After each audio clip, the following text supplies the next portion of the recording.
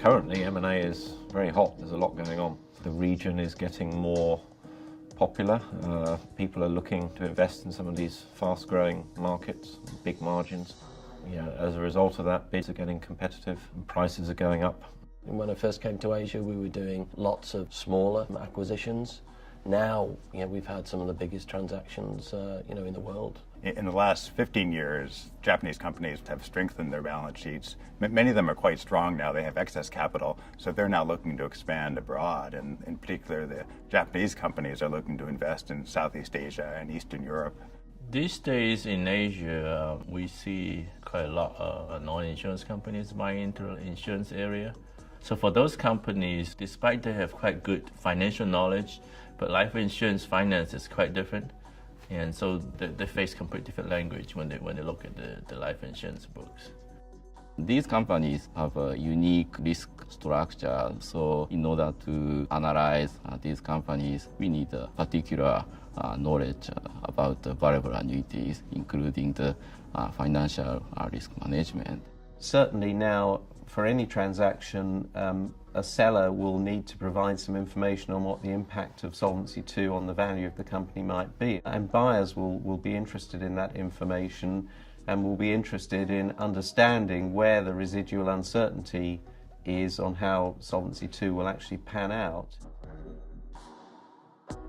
Cross-border transactions bring a number of interesting issues with them. One aspect of understanding a cross-border transaction is understanding the local regulatory regime and how money can actually be extracted from the entity over time in order to achieve the desired value. What is important for M&A is that you do also good research up front, that you understand what the business cases is from a certain type of players in the market. What is important for the client is to have access to consultants that know locally the business and the characteristic of the market, the characteristic of the regulation, and you can't do that if you don't have a strong presence with strong consultant knowing this market in particular. Because they have very tight regulations about policyholder protection and consumer protection. And it's very dangerous to do a due diligence or evaluation in a market whose profit mechanism and regulations and products you don't understand. Local knowledge is absolutely critical. I think the more you have worked with several insurance companies in the market and the more insights you have of products, strategies, operating experience, I think it adds significant value to the M&A transactions. On cross-border engagements, clients are looking for a combination of M&A expertise, local market knowledge, local product knowledge, and also language skills to make sure we understand the regulations, the financial reporting standards, and just the general documentation that is important for an M&A project. Most of our clients are multinationals, particularly on the buy side.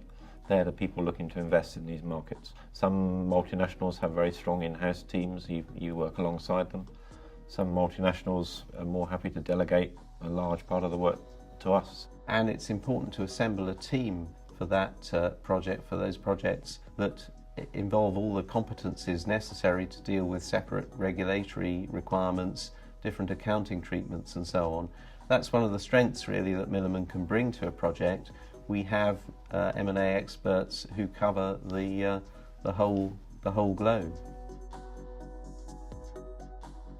Independence is absolutely crucial for a consulting actuary in the area of M&A. We need to be able to bring an independent perspective on actuarial assumptions and have them be defendable to a wide range of parties. Our structure does not allow us to take contingent type fees, which puts us in a good position to be independent, to be able to give our best advice, our best opinion as we analyze a block of business for our clients. As an independent firm, we have access to information that even our clients can't ultimately see. They can see the conclusions of our work, but not the underlying details. So our independence is critical. We don't have a need to see the transaction go forward. We really want to see the best result for our client. And in some cases, that may be that the transaction doesn't go forward, that they decide to walk away from a deal. So if there's an issue, if there's a risk, we're going to raise that issue and make sure the client fully understands the dynamics of the transaction.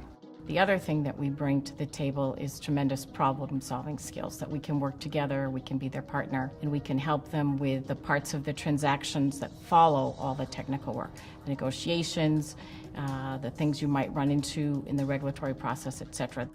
You know, we're dealing with the CEOs, the CFOs as business development guys. They're often not actuaries. For us to be in the middle, communicating and often translating difficult technical aspects into business language is vital for us. The communication is very important, but not only between the client and us, but it's very important between all the advisors and the clients. There is legal risk, there are the actuarial valuation issues, and he has to find the right balance between all this technical analysis. Our collaborative approach is one of the key differentiating factors between Milliman and our competitors. When we approach a project, we very much try to see it from the client's perspective from the outset, put ourselves in their shoes and work as if the result of the deal is more important to us than it is to the client.